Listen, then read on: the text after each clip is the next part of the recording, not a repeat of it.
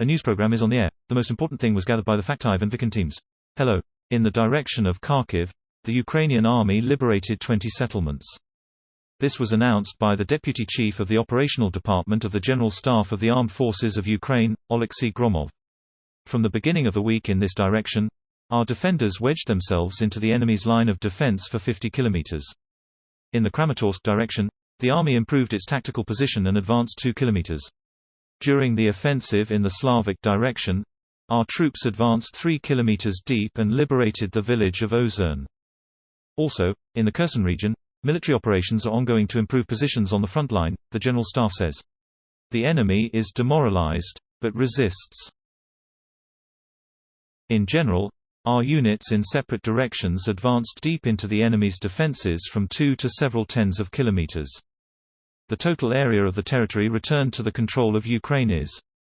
In the Kharkiv and Yuzhno-Bug directions, it is more than 700 square kilometers. On the eve of a massive attack, Donetsk region suffered. Kostyantynivka, Slavyansk, Kramatorsk and a dozen other settlements came under fire. It was not without victims. More details in the story of Kostiantin Melnikov. The series of features of Russian demilitarization continues. The day before, as a result of a rocket attack, the building of the psychiatric hospital in Kramatorsk was destroyed. There used to be a maternity hospital here, and then there was a psychiatry. Then psychiatry was taken away and there was nothing here. And why was it necessary to bomb here? This also surprises me. This also surprises me. Look where it flew. People's houses were damaged.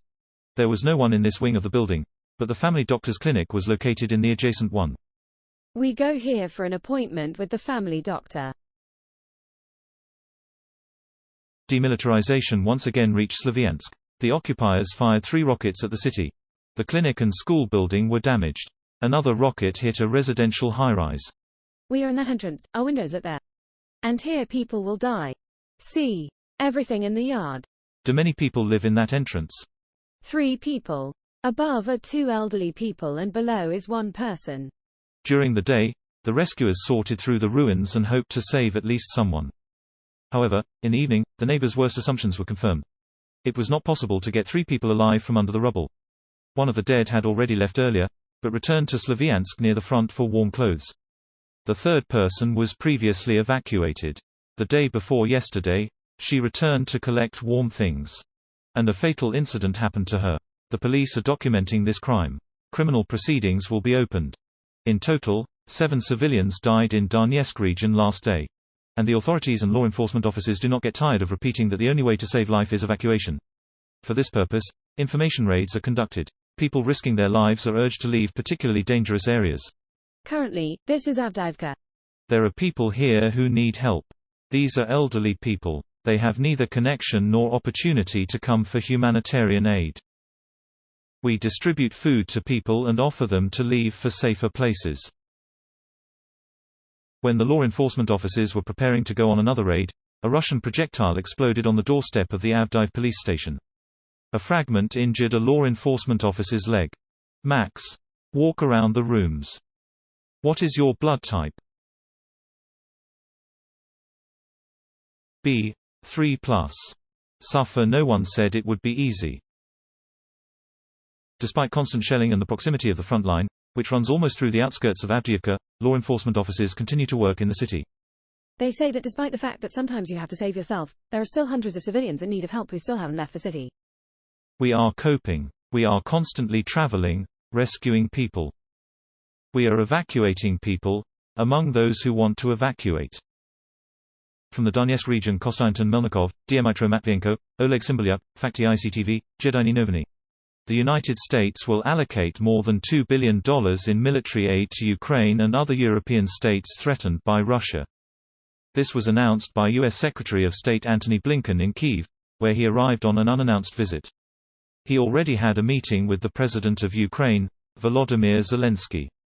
Before that, the chief U.S. diplomat visited the capital's Omer-Dit clinic to help children who were injured during hostilities. The visit of the high-ranking official was a surprise for the entire staff of the children's hospital. After all, only Bridget Brink, the U.S. ambassador to Ukraine, was expected. But, from our side, it was not without surprises either. The delegation was met by Patron the dog. Blinken thanked the Chernihiv rescuers for their courage during demining of the territories. He brought a gift for the sapper dog. What you do deserves a lot of respect. You defend your country, you protect people. We will continue to help you, Ukrainians, in your struggle. Patron is a world-famous dog. We have seen many photos with him. He is a real star. I think he likes something tasty. The state secretary could not resist and took a traditional photo with Patron, and Patron even snuggled in Blinken's arms. Together, the delegation visited one of the branches of Okhmatdit. More than 100 children with shrapnel, explosive and gunshot wounds as a result of the war have already been admitted here. Antony Blinken talked to the little girl and promised her parents that the USA would not leave Ukraine and its people alone in the fight against Russia. They will continue to help. For the first time, the Come Back Alive Fund purchased 11 armored vehicles for the armed forces. This is Toyota Land Cruiser 79, proven by decades of operation. They guarantee protection against sniper fire, debris, or ammunition dropped from copters. The cost of the machines is more than €2,300,000. Armored vehicles will go to our Marines from the 36th Brigade, which defended Mariupol, and now take part in the liberation of the Ukrainian south. After a successful deal, the fund plans to purchase more armored vehicles in the future. The Security Service of Ukraine detained a pensioner who showed the enemy the positions of the armed forces in Mykolaiv Oblast. According to the investigation, the 62-year-old man himself offered help to the occupiers for ideological reasons. Through a messenger, he transmitted to the Russians the coordinates of the location of our troops and data on the relocation of our equipment in the Mykolaiv region. During the search, a mobile phone and a laptop with evidence were seized from him. He faces imprisonment from 8 to 12 years. Remove Putin from office for treason. A group of municipal deputies from St. Petersburg addressed the State Duma with such a demand. They published the appeal on Twitter.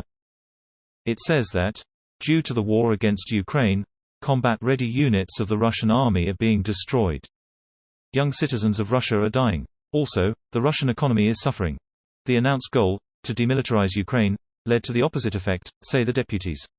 Thus, Ukraine received powerful military equipment and financial aid. All this, they say, harms the security of Russia and its citizens. Therefore, Putin is a traitor and should resign. A resident of Crimea defiantly destroyed a Russian passport at the Ukrainian border.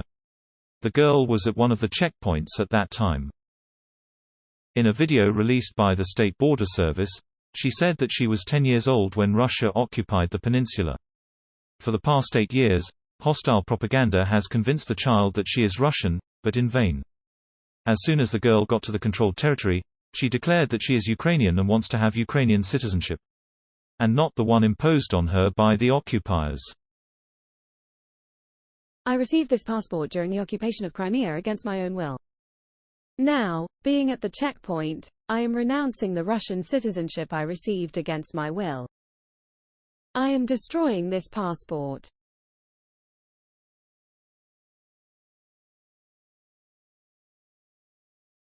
Five ships with grain left the port of Odessa this morning along the grain corridor to the Bosphorus. This was announced by the Ministry of Defense of Turkey. 9 ships left Odessa ports only on Monday and Tuesday. For more than a month of the Istanbul Agreement, Ukraine exported more than 2,300,000 tons of grain by sea. The lion's share was sent to Asian countries. 54 vessels. Since the beginning of the war, the bodies of dead dolphins can be found more and more often on the shores of the Black Sea. According to preliminary data, about 5,000 marine animals died. Their real number can reach tens of thousands. This was caused, scientists are sure, by the Russians' use of military sonars, which literally make dolphins blind. For details, see the story of my colleague Nazar Burhan. We have another dolphin that died before us. This is a guinea pig or an azivka. Over the past 6 months, such finds have been discovered more and more often on the Odessa coast. The Black Sea throws dozens of bodies of dead dolphins on the beach, bottlenose dolphins, and bottlenose dolphins. Previously, according to experts, animals listed in the Red Book died many times less frequently. Previously, Dolphins had damaged fins, which indicated death from fishing nets. This year, the sea is throwing up unharmed bodies on the coast. About a third of the dolphins were found to have acoustic injuries. Echolocation, a rather thin device, suffers from acoustic injuries. This is the sense organ of dolphins, which serves for orientation in the animal's space and the ability to eat. The reason for the death of the animals, scientists assure, is the use of powerful military high-frequency radar equipment by the Russian fleet. Its exploitation harms dolphins, disorients them in the sea, making them practically blind. As a result, a decrease in immunity is also observed in animals. This provokes stress. As a result of stress, outbreaks of viral and bacterial diseases begin in dolphins. They have a specific virus, Marburg virus of dolphins. There are periodic outbreaks of these diseases in the Black Sea. Now there was a big flash. It is caused by the fact that, as a result of stress, the immunity of dolphins fell and a large population of animals die.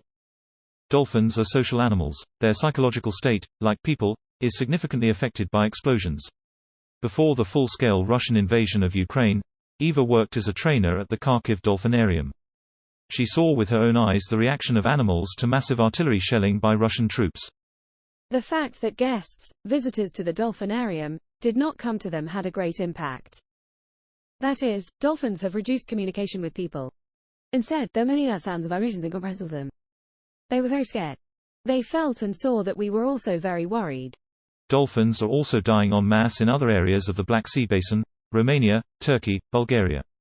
According to the National Agency of Oceanography and Hydrometeorology of the United States of America, 95% of animal bodies remain in water. The opinion of a Ukrainian scientist. Only 5% of dead animals are dumped on the shores of the sea or ocean. We made calculations and received minimum data. From the point of view of science, this is 5,000 dolphins. So, the scientist assures, there may be much more dead animals. Currently, there are 250,000 dolphins in the Black Sea. Dolphins give birth once every 2 years. Considering this, it will be possible to restore their population only after the war. Scientists propose to create a marine reserve near Zedemini Island, where animals will be able to reproduce. Nazar Burkan, Vadim Mirza, ICTV Facts, Jedini Noviny. Every winter until 2025, gas will be in short supply in Europe. Predicts the American publication Bloomberg. They note that the loss of Russian supply will lead to the fact that this year's reserves may run out faster than before. This will also complicate the process of preparing for the next heating seasons. The cause of the largest energy crisis in the last half-century is the short-sighted increase in dependence on Russian energy carriers. However, now European politicians are working on a way out of the predicament. Among the various measures is the reduction of consumption. Even Hungary, which is friendly to Moscow, has now come to this. She recently asked the Kremlin for additional supplies of cheap gas. However, the Hungarian government has now ordered to cut gas consumption in all state institutions and companies by a quarter. Their maximum temperature will be 18 degrees. Intensive care unit on wheels. The Lviv Emergency Medical Center was provided with a specialized evacuation bus, which has no analogues in Europe. Its uniqueness is that it is possible to simultaneously transport and provide medical assistance to 10 patients. This transport was provided free of charge by Norwegian colleagues. The day before, teams of Ukrainian doctors underwent joint training. Approaches to interhospital transportation of patients, which are a standard in the European Union, were developed there.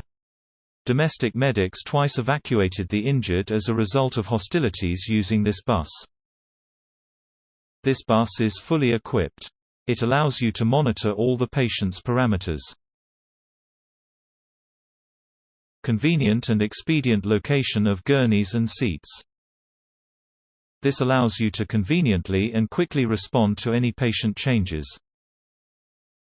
The technical capabilities of the bus allow for 48 hours of autonomous support of resuscitation measures for 5 patients. Transportation can help transport patients from one region to another. He can also go abroad. One evacuation bus costs more than 10 regular ambulances. 4 more buses of this type are planned.